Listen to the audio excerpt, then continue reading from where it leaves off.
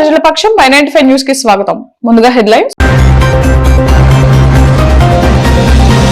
మొలకల చెరువు మండలం బురకాయలకోటలో తెలుగుదేశం పార్టీ నాయకుడు వెంకటేష్ రాజు మీద దాడి చేసిన వారిపై కఠిన చర్యలు తీసుకోవాలి తెలుగుదేశం నేతలు డిమాండ్.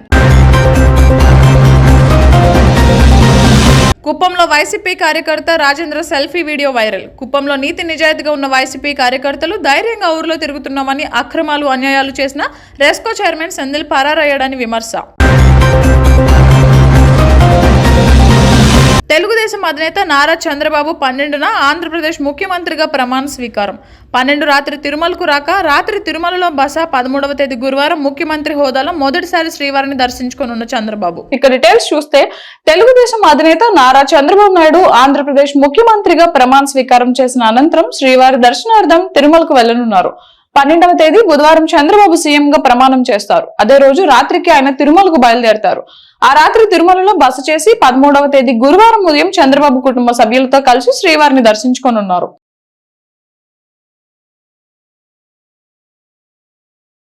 సినీ హీరో హిందూపురం ఎమ్మెల్యే నందమూరి బాలకృష్ణ జన్మదిన సందర్భంగా మదనపల్లి బాలకృష్ణ ఫ్యాన్స్ ఆధ్వర్యంలో స్థానిక వెలుగు ప్రత్యేక పాఠశాలలో బుద్ధిమాంద్య పిల్లలతో కలిసి జన్మదిన వేడుకలను ఘనంగా నిర్వహించారు.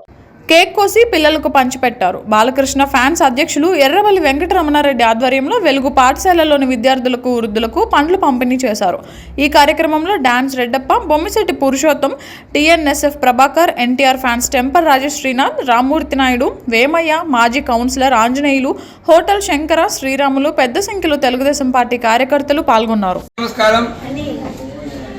ఈరోజు మా అభిమాన నటుడు, ఎంతో ప్రియమైన నటుడు బాలయ్య గారి జన్మదిన సందర్భంగా మా లెజెండ్, మా మంగమ్మ గారి మనవడు తాతమ్మ కథతో స్టార్ట్ చేసి మన్నర్ దాకా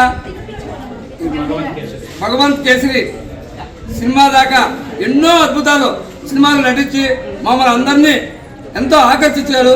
మేము బాలయ్య బాబు పుట్టినరోజు అంటే ఒక పండగ వాతావరణంగా చేసుకుంటాము.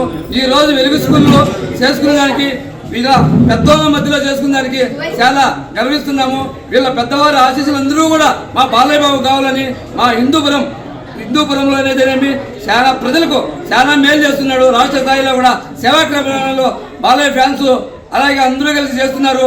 వాళ్ళకందరికీ కూడా మా ధన్యవాదాలు తెలుపుకుంటూ, అలాగే బాలయ్య బాబుకు మరొక్కసారి పుట్టినరోజు శుభాకాంక్షలు తెలియజేసుకుంటారు. జై బాలయ్య, జై జై బాలయ్య, జై బాలయ్య, జై బాలయ్య.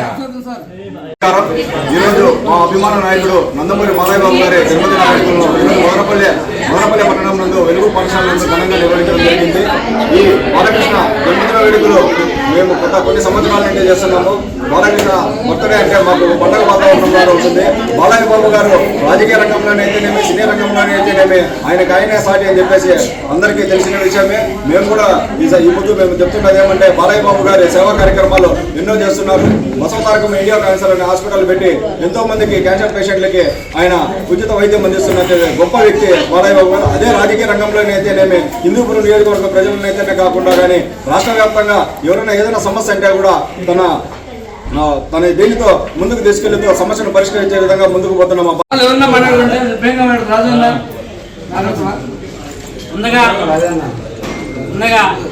జై బాలయ్య, జై జై బాలయ్య.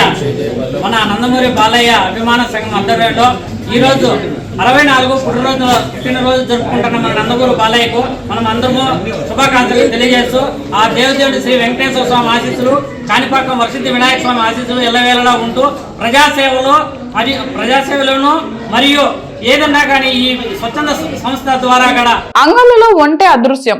ఆచూకీ చెబితే పారితోషికం. ఒంటెను ఎడారి ఓడ అంటారు, అంత పెద్దగా ఉంటుంది. ఇలాంటి ఒంటెను కూడా దొంగిలించిన అరుదైన విచిత్రకర సంఘటన అన్నమయ్య జిల్లా కురబలకోట మండలంలో ఆదివారం జరిగింది. స్థానికుల కథనం మేరకు త్వరలో జరగబోయే బక్రీద్ పండుగకు అంగళ్లకు చెందిన కొందరు 12 రోజుల క్రితం 1.25 లక్షలతో ఒంటెను కొన్నారు. పరిసర ప్రాంతాల్లో మేపుతూ రాత్రి వేళ ఇంటి వద్ద కట్టేసేవారు. ఆదివారం వేకువజామున లేచి చూస్తే ఒంటె కనిపించలేదు. తాడు తెంపుకొని బయటకు వెళ్ళిందేమోనని తొలుత భావించారు. స్థానికంగా వెతికినా కనిపించలేదు. ఆ రోజు ఉదయం నుండి సాయంత్రం వరకే కాకుండా రాత్రి పొద్దుపోయే వరకు కూడా బృందంగా అంతటా గాలించారు. పరిసర ప్రాంతాలు జల్లెడ పట్టినంత పని చేశారు. సమీపంలోని గుట్ట పరివాహక ప్రాంతాల్లోని వాగులు వంకలు చూశారు. ఎక్కడా ఆచూకీ కనిపించలేదు. గుర్తు తెలియని వారు ఎవరైనా తోలుకెళ్లి ఉండవచ్చని భావిస్తున్నారు. పరిసర ప్రాంతాల్లో సీసీ కెమెరాలు కూడా పరిశీలించారు.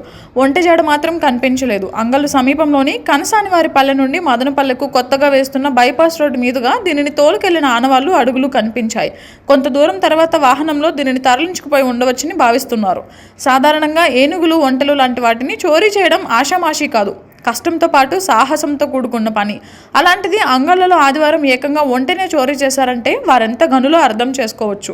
ఒంటె ఆచూకీ తెలిస్తే 8978126623 మొబైల్ నెంబర్కు సమాచారం ఇస్తే తగిన పారితోషికం ఇస్తామని సదరు బాధితులు తెలిపారు. ములకల్ చెరువు మండలం బురకాయల కోటలో తెలుగుదేశం పార్టీ నాయకుడు వెంకటేష్ రాజుపై దాడి చేసిన వారిపై కఠిన చర్యలు తీసుకోవాలని తెలుగు యువత రాష్ట్ర అధ్యక్షుడు శ్రీరామ్ చిన్బాబు అన్నారు. సోమవారం ఆయన మదనపల్లి ప్రభుత్వ సర్వజన బోధనాస్పత్రిలో చికిత్స పొందుతున్న వెంకటేష్ రాజును పరామర్శించారు. దాడికి గల కారణాలు అడిగి తెలుసుకున్నారు. ఓ పత్రిక విలేకరి వైకాపా నాయకులు దౌర్జన్యం చేయడం దారుణమన్నారు. తంబళ్లపల్లె ద్వారకానాథ్ రెడ్డి అడ్డా కాదని తెదేపా వర్గీయులపై దాడులకు పాల్పడితే అంతకు అంత ప్రతిచర్య ఉంటుందని హెచ్చరించారు. గతంలో కూడా చంద్రబాబు నాయుడుపై రాళ్లు వేయడం, తెదేపా నాయకుల వాహన శ్రేణిని ధ్వంసం చేయడం వంటి సంఘటనలను మర్చిపోలేదని, ఈ దాడులకు పాల్పడిన ఏ ఒక్కరిని వదిలేది లేదన్నారు. అలాగే అప్పట్లో వైకాపా తొత్తులుగా పనిచేసిన పోలీస్ అధికారులను కూడా వదిలేది లేదని ఆయన అన్నారు. తెదేపా నాయకులు భయపడాల్సిన అవసరం లేదని, నిత్యం తాము అందుబాటులో ఉంటామని, ఎలాంటి ఇబ్బంది వచ్చినా వస్తామని అన్నారు. దీనిపై ముఖ్యమంత్రి చంద్రబాబు నాయుడు నారా లోకేష్ దృష్టికి తీసుకెళ్లి చర్యలు తీసుకుంటామని హెచ్చరించారు.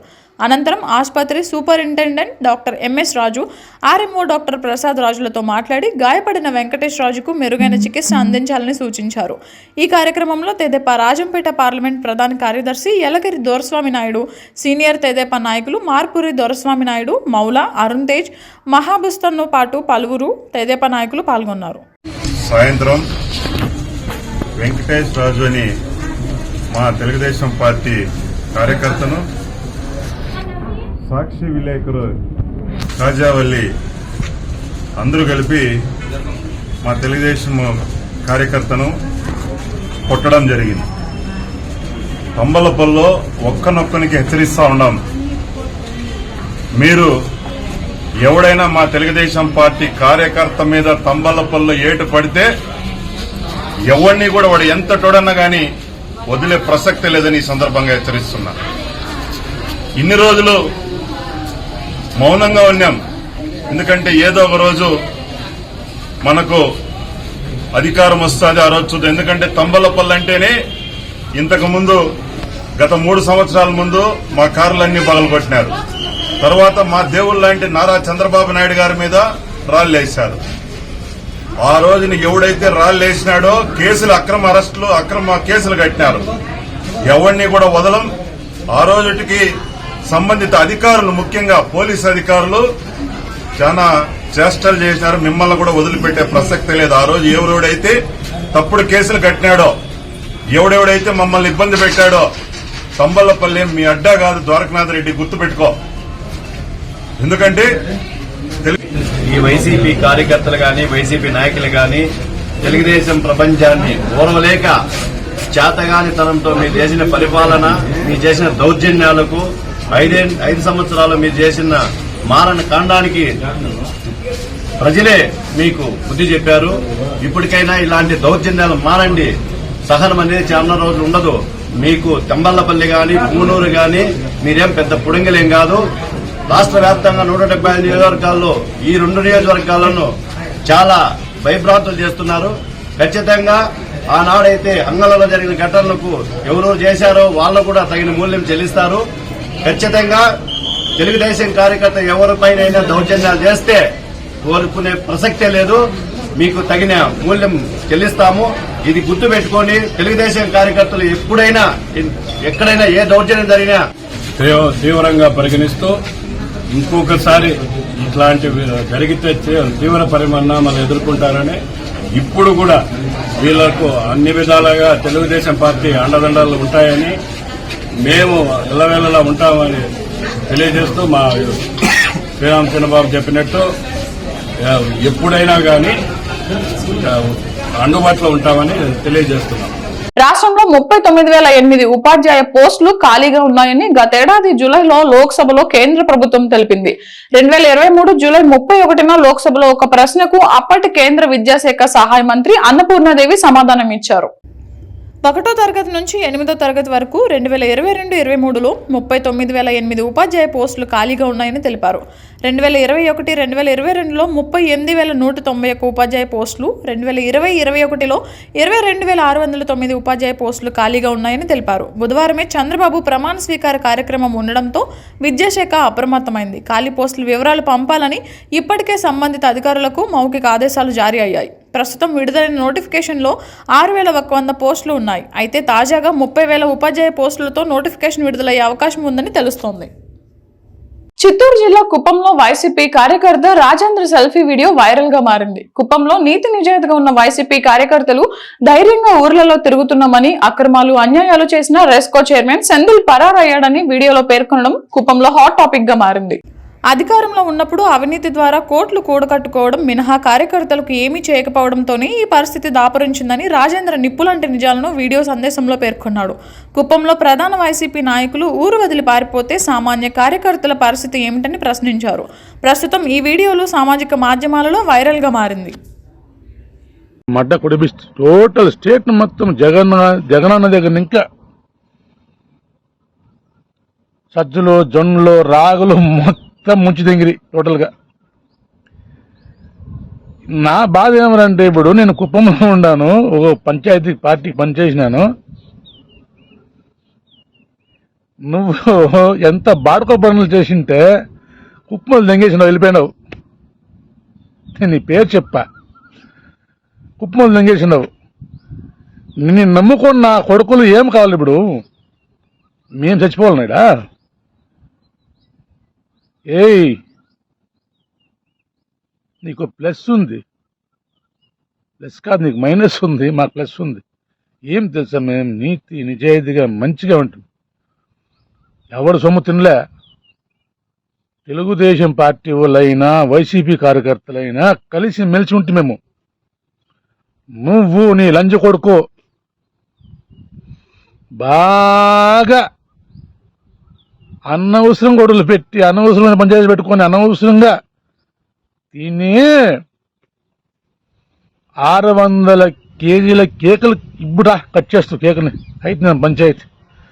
నిజమైన కార్యకర్తలను నమ్మలేదు. దొంగ నా కొడుకులను పక్కలో పెట్టుకొని దొంగ అయిపోతుంది నువ్వు. నిన్ను నమ్మిన దేవుడు నమ్మలేను. 15 ఏళ్ళు నీతో పాటు ఉంటే నువ్వు పీకింది ఏమిలే మాకి కార్యకర్తలకి. ఇంటి దగ్గరికి వస్తే మాట్లాడే కూడా టైం లేదు నీకు. ఏమే సరే చూద్దామట, ఇది నీ బతుకు. అధికారం ఉంది కదా అని అహంకారం పడితే ఇలా ఉంటుందన్న ఖచ్చితంగా. మనిషికి విలువిచ్చే నేర్చుకో. ఇంకా నేర్చుకుంటావు నువ్వు పంచాయతీ. యాంటీ రాజకీయాలు నీ పార్టీలో ఉండే వాళ్ళకి నువ్వే బోర్డునామాలు పెట్టేది, నీకు వాళ్ళ బోర్డునామాలు పెట్టేది. నీకెంత వచ్చింది, నాకెంత వచ్చింది, నాకెంత వచ్చింది, నీకెంత వచ్చింది, ఇది పంచాయతీలు. మేమే మడ్డుకూడుస్తున్నాడా? మేము మనుషులు కాదా? కుప్పం మండలంలోని చిన్న బంగారు నత్తం గ్రామంలో సైకో వీరంగం సృష్టించిన ఘటన సోమవారం జరిగింది. రామస్వామి అనే వ్యక్తి బల్లెంను తీసుకుని స్థానిక ప్రజలను పొడి చేస్తానని బెదిరించేవాడని స్థానికులు తెలిపారు. పలువురిపై దాడి చేసేందుకు ప్రయత్నించాడన్నారు. గ్రామస్తులంతా కలిసి సైకోను పట్టుకుని దేహశుద్ధి చేశారు. అనంతరం కుప్పం ప్రభుత్వ ఆసుపత్రికి చికిత్స నిమిత్తం ఆసుపత్రికి తరలించారు.